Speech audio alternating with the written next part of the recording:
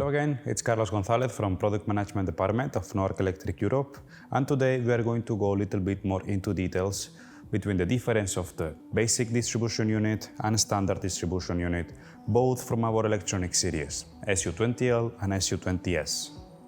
So let's check it. So let's check the main differences between the SU20L controller and the SU20S controller. As you can see, the main difference is actually the user interface.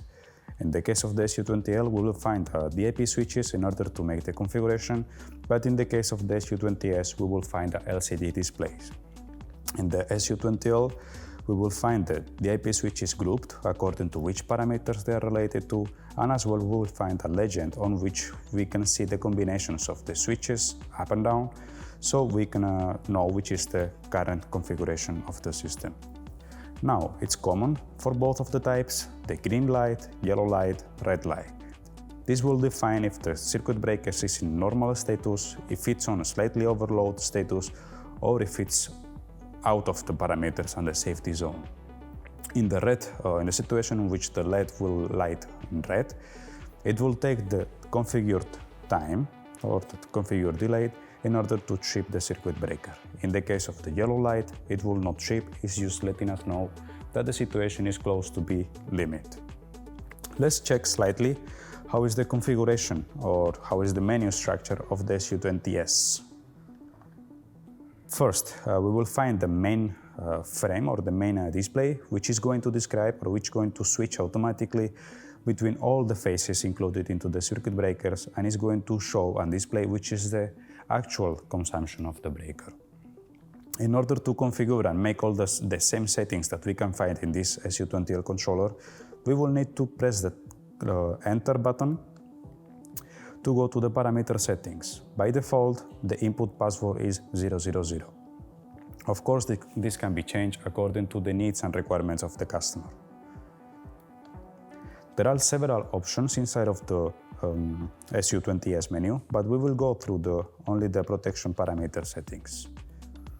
We will be able to find long delays, current settings or threshold settings, the delay time settings, the short delay in case we want to have it on or off, and the current and time delay settings, used as in the same case and in the SU20L. Main difference is that in the SU20S, this type of protections can be configured from 1 amp to 1 amp step, but in the case of the SU20L, we will have some proportional steps, in the meanings of each combination of the switches will change, for example, in the 10% of the nominal current of the circuit breaker.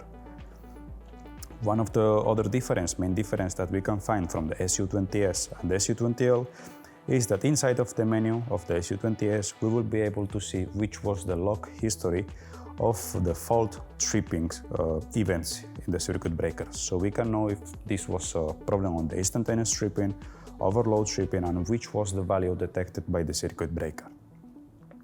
In the case of the SU20L, this information is as well stored, but it's not normally accessible. It can be read by the special communication interface. As we can see as well, we can check the manuals, and in the SU20L manual, we can see which are the tripping characteristics and tripping cures of these circuit breakers. If we compare it, for example, with the manual of the SU20S, both of them are inside of the package, we can see that the SU20S will have an additional curves, which is related to the ground leakage fault. So this circuit breaker is as well giving this type of protections. In the case of the SU20L, this protection is not provided. I hope that you find this comparison useful.